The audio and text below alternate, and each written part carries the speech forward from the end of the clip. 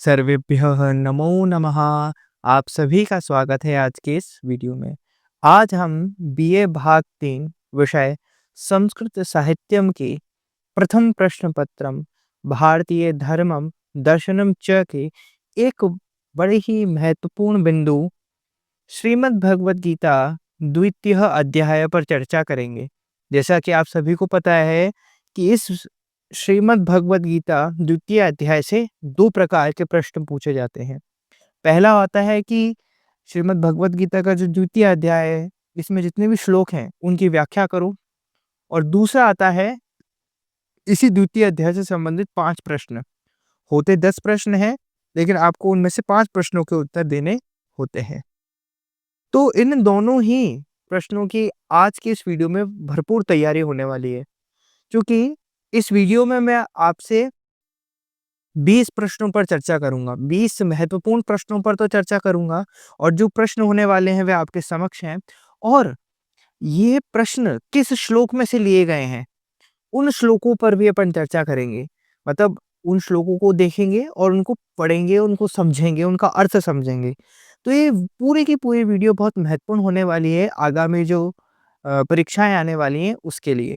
तो पूरा वीडियो शुरुआत से लेकर अंत तक देखेंगे तो श्रीमद् भगवद गीता का जो ये दूसरा अध्याय है, इससे संबंधित परीक्षा में जो भी प्रश्न आने वाले हैं, संभवतः उनकी तैयारी आपको यहाँ से पूरी हो जाएगी।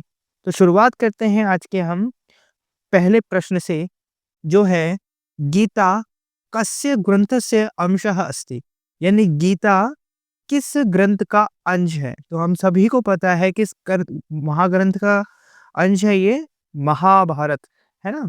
तो गीता महाभारत से ग्रंथस्य अंशः अस्ति। चलिए आगे बढ़ते हैं। दूसरा प्रश्न है पार्थ इति कस्य कृते प्रयुक्तः अस्ति, यानी जो पार्थ है, इति यानी यह, कस्य यानी किसके लिए, प्रयुक्तः अस्ति प्रयुक्त हुआ है।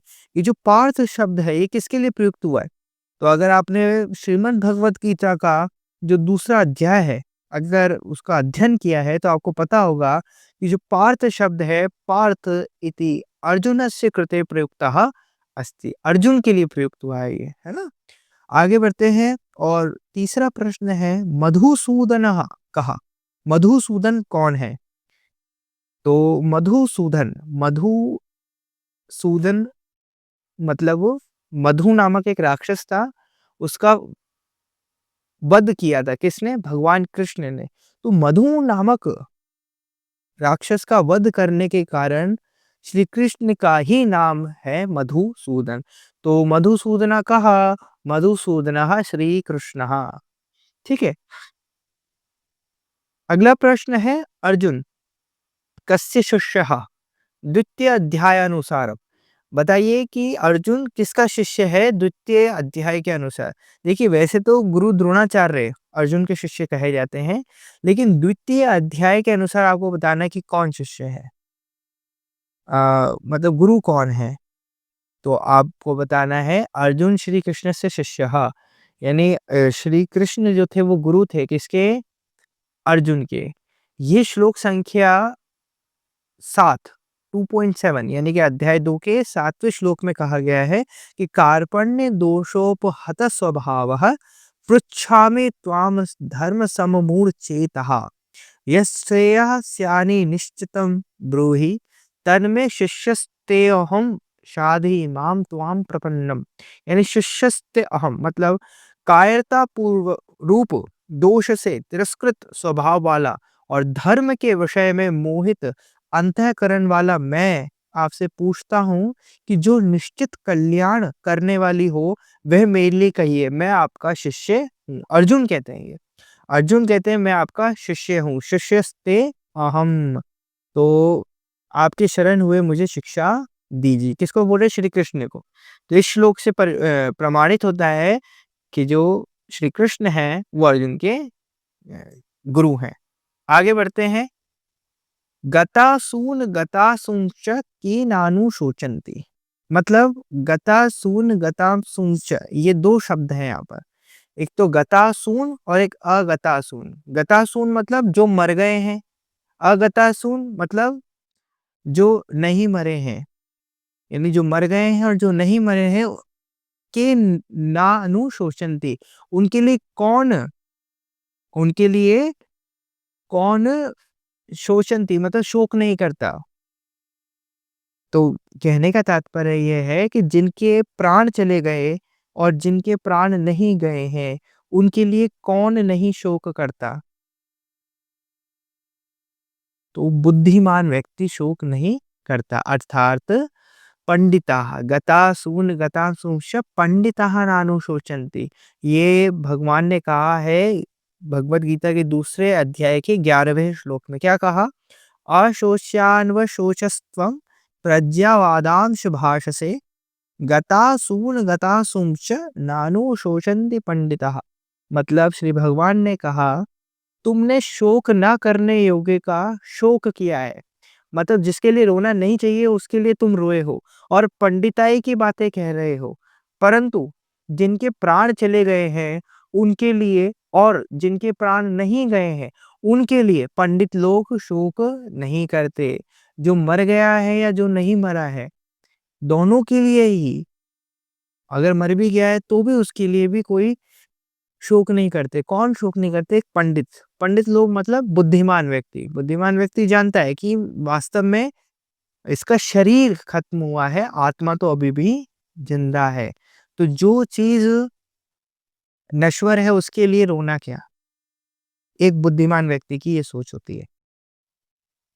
अगला है कह हंति न हन्यते, यानी किसे हंति यानी मारा जा सकता है। हंति मतलब होता है किसी को चोट पहुंचाना।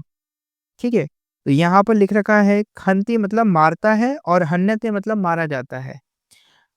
किसे ना तो मारा जा सकता है और कौन नहीं मरता, तो कौन है वो? आत्मनः, या इसी का ही दूसरा नाम है शरीरिणः। आत्मनः हंति न हन्यते, आत्मा को ना तो मारा जा सकता है और ना ये मरता है। यह एनम वेत्ति हंतारम यश्चैन मन्यते हतम उभौ तो न विजानीतो नायम हंति न हन्यते। अध्याय 2 श्लोक 19। जो मनुष्य इस अविनाशी शरीरी को मारने वाला मानता है और जो मनुष्य इसको मरा जान मानता है, वह दोनों ही इसको नहीं जानते, क्योंकि यह ना मारता है और ना मारा जाता है। ना तो ये मारता है किसी को और ना ये मरता है।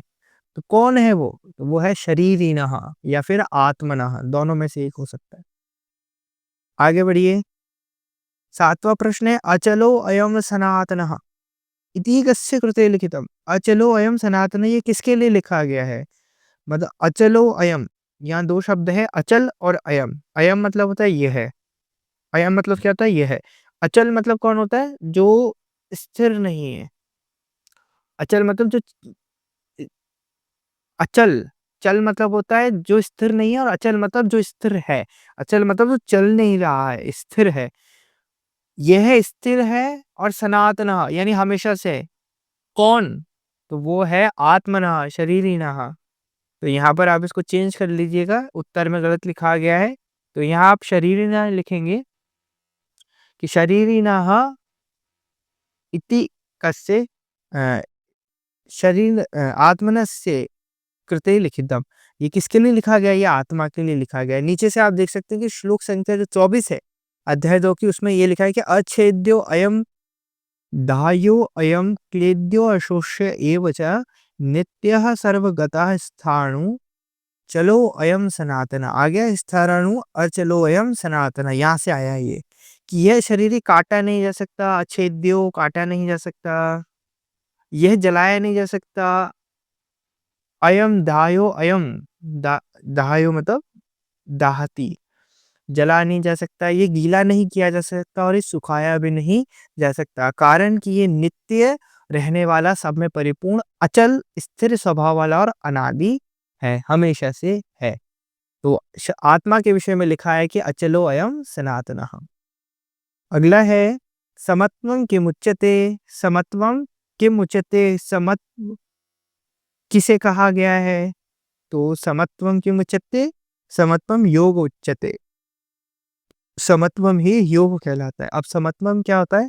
समान भाव, है ना? कैसी भी परिस्थिति हो उसमें समान भाव रखना। यानी आप दुःख में हो तो आप समान भाव है, खुशी है तब भी खुशी। तो योगस्थः कुरु कर्माणि संगत्त्यक्त्वा धनंजय सिद्धाय सिद्धौ समो भूत्वा समत्वं योग उच्यते।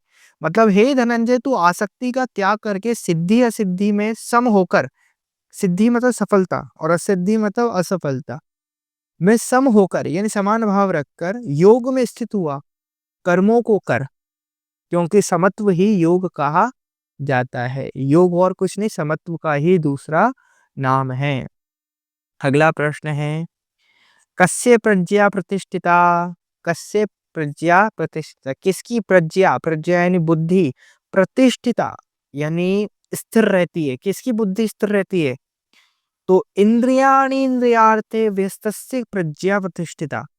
मतलब जो इंद्रियों को इंद्रियों के विषय से दूर हटाता है, उसी की बुद्धि क्या होती है? स्थिर रहती है। यहाँ जो इतना बड़ा शब्द ये लिखा हुआ है, इंद्रियाणि इंद्रियार्थे तस्य, ये 3 शब्दों से मिला हुआ है। एक इंद्रियाणि यानी इंद्रियों को, इंद्रियार्थेभ्योः, इंद्रियार्थेभ्यः यानी इंद्रियों के विषय से, तस्य मतलब उसकी, है ना? तो जो व्यक्ति या जो मनुष्य इंद्रियों को यानी हमारी जो 5 सेंस ऑर्गन्स हैं, हमारी जो 5 इंद्रियाँ हैं, उनको जो इनके विषय है, पाँचों इंद्रियों के जो गलत विषय हैं, जैसे आँखों से गलत देखना, मुँह से यानी जिह्वा, जिह्वा से मांस खाना, कानों से गलत सुनना, त्वचा से गलत स्पर्श करना, इन सब चीज़ों को जो त्याग देता है, उसी की जो बुद्धि होती है वो समत्व होती है, यानी कि अ समान भाव में स्थिर रहती है, प्रतिष्ठिता यानी स्थिर रहती है। तो ये श्लोक कौन-सा है? 58 श्लोक है ये, कि यदा संहर्ते चायं कुर्मो अंगानीव सर्वशः इंद्रियाणि इंद्रियार्थव्यस्तस्य प्रज्ञा प्रतिष्ठिता। यानी जिस तरह कछुआ अपने अंगों को सब ओर से समेट लेता है, ऐसे ही जिस काल में यह कर्म योगी इंद्रियों के विषयों से इंद्रियों को सब प्रकार से समेट लेता है, तब उसकी बुद्धि प्रतिष्ठित हो जाती है। एक यहाँ भगवान ने उदाहरण देके भी समझाया, जिस प्रकार से जो कछुआ होता है, विषम परिस्थिति होने पर, यानी कोई ऐसा प्रतीत हो जाता है कछुए को कि कोई मुझे घात करने वाला है, तो वो क्या करता है? अपने सभी अंगों को अपने जो उसका कवच होता है उसके अंदर समेट लेता है। इसी प्रकार से अगर मनुष्य किसी भी गलत चीज को देखता है तो तुरंत उसी प्रकार से इंद्रियों को उस विषय से हटा लेना चाहिए। जैसे आँखों से कुछ गलत सामने दिख रहा है या फ़ोन में कुछ गलत आ गया, तो उस स्थिति में क्या करना चाहिए? आँख की जो इंद्रियाँ हैं उसको बंद कर लेना चाहिए। कानों से अगर कोई गलत कह रहा है तो वहीं से कान बंद कर लो। इस प्रकार से भगवान समझा रहे हैं। आगे बढ़ते हैं और बात आती है क्रोधात् कः भवति? क्रोधात् यानी क्रोध से क्या होता है? जब क्रोध करते हैं तो क्या होता है? तो ये तो पता ही है कि क्रोधात् सम्मोहः भवति, यानी क्रोध से मूढ़ भाव उत्पन्न होता है। तो ये श्लोक है, क्रोधात् भवति सम्मोहः, सम्मोहः स्मृति ब्रह्मः, स्मृति भ्रंशात् बुद्धिनाशो, बुद्धिनाशात् प्रणश्यति। अर्थात आसक्ति से कामना पैदा होती है, कामना से क्रोध पैदा होता है, क्रोध होने पर सम्मोह यानी मूढ़ भाव हो जाता है, सम्मोह से स्मृति भ्रष्ट हो जाती है, स्मृति भ्रष्ट होने पर बुद्धि का नाश हो जाता है और बुद्धि का नाश होने पर मनुष्य का वतन हो जाता है, मनुष्य खत्म हो जाता है। अगला श्लोक है, समत्वं योगः कदा उच्यते? समत्वं योगः, समत्व योग कदा यानी कब कहलाता है? उच्यते, समत्वम योग कब कहलाता है? जब सिद्ध्य सिद्ध्यो समो भूत्वा समत्वम योग उच्यते।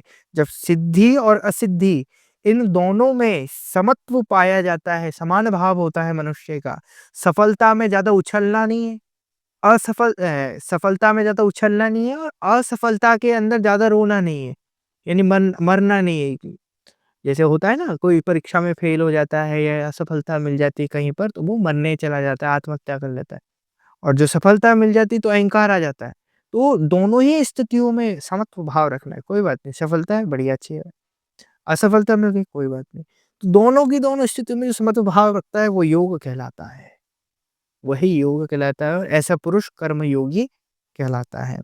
तो हे धनंजय, तू आसक्ति का त्याग करके सिद्धि असिद्धि में सम होकर योग में स्थित हुआ, कर्मों को कर क्योंकि समत्व ही योग कहा जाता है। देखिए एक ही श्लोक से 2 प्रश्न आ गए हैं, तो आपको ये भी ध्यान रखना है प्रश्न कैसा भी आ सकता है, थोड़ा आपको ध्यान रखना है। इसलिए मैं आपको श्लोकों की व्याख्या करवा रहा हूँ ताकि आपका रिविज़न हो जाए। प्रश्नों के साथ-साथ मैं चाहता तो सिर्फ़ प्रश्नों के उत्तर भी लिख सकता था, है ना? डायरेक्ट प्रश्न पढ़ता, हिंदी अनुवाद बताता, प्रश्न का उत्तर देता, काम खत्म। क्यों इतना हम कर रहे हैं? क्योंकि दोनों तैयारी आपकी हो जाए।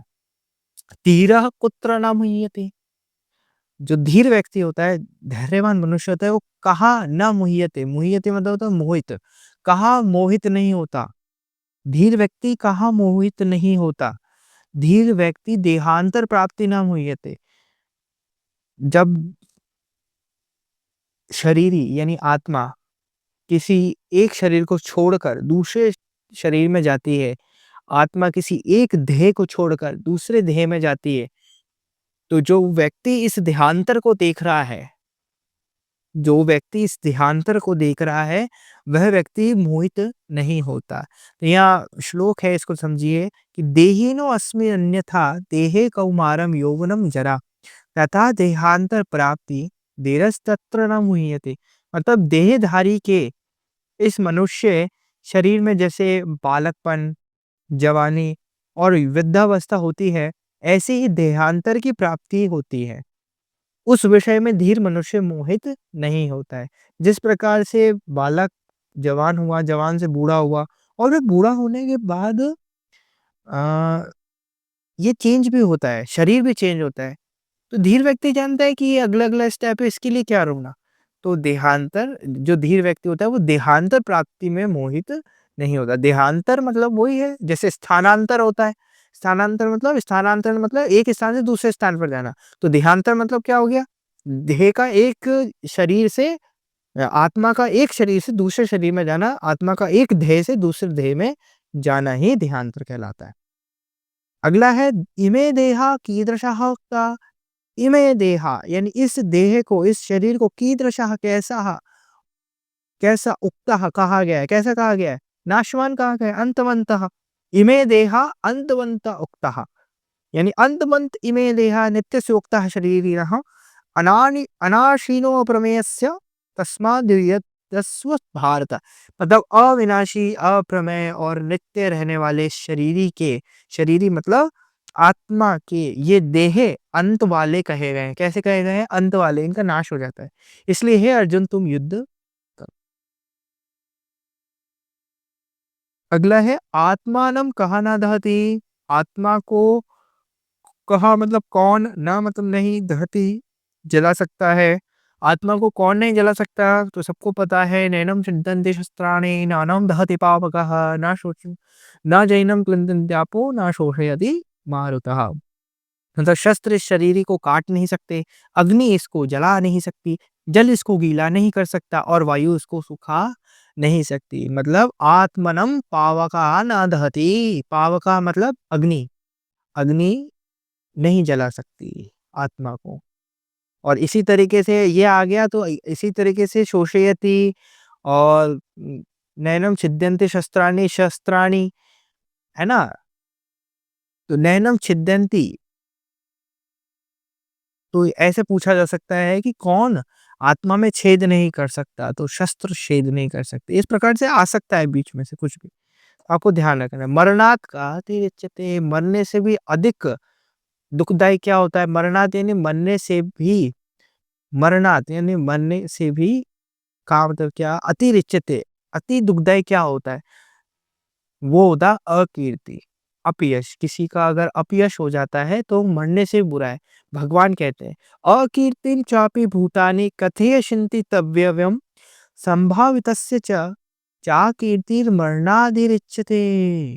अर्थात और सब प्राणी भी तेरा सदा रहने वाली अपकीर्ति का कथन अर्थात निंदा करेंगे। वह अपकीर्ति सम्मानित मनुष्य के लिए मृत्यु से भी बढ़कर दुखदायी होती है। ध्यान रखना, आगे है किम उक्त्वा अर्जुनः तूष्णीम बभूवः, क्या कहकर अर्जुन तूष्णीम यानी चुप बभूव हो गया। क्या कहकर अर्जुन चुप हो गया, क्या कहा था उसने, ना योत्स्येति उक्त्वा अर्जुनः तूष्णीम बभूव, मैं युद्ध नहीं करूंगा ये कहकर वो चुप हो गया। कौन सा श्लोक है, 9वां श्लोक है द्वितीय अध्याय का। एवं उक्त्वा ऋषिकेशम गुणाकेशः परन्तप न योत्स्येति गोविंदम उक्त्वा तूष्णीम बभूवः। अर्थात संजय बोले, हे शत्रुतापन धृतराष्ट्र, ऐसा कहकर निद्रा को जीतने वाले अर्जुन अंतर्यामी भगवान गोविंद से मैं युद्ध नहीं करूंगा ऐसा साफ साफ कहकर चुप हो गया, ऐसा साफ साफ कहकर चुप हो गया। अगला श्लोक है कस्य भावना विद्यते, किसका भाव विद्यमान नहीं होता।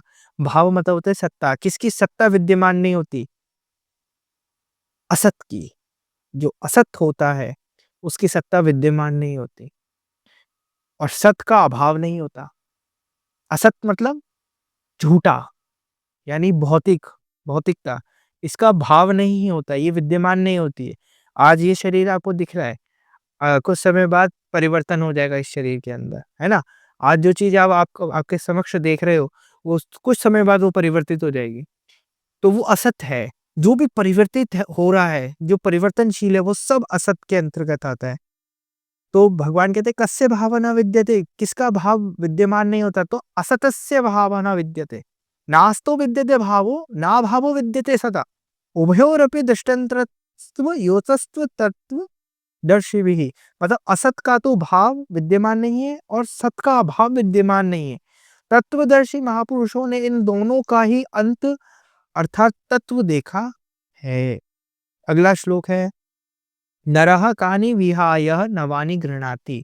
नरः यानी मनुष्य, कानि किसको, विहाय यानी त्याग कर, नवानि नया, गृह्णाति ग्रहण करता है।